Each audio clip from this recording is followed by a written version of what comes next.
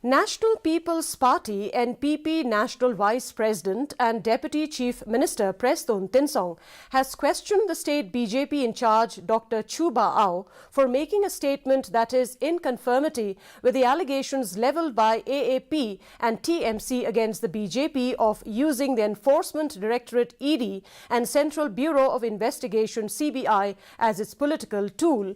Au has stated that the Enforcement Directorate and the Central Bureau of Investigation will go after the NPP-led MDA government on the allegation of corruption.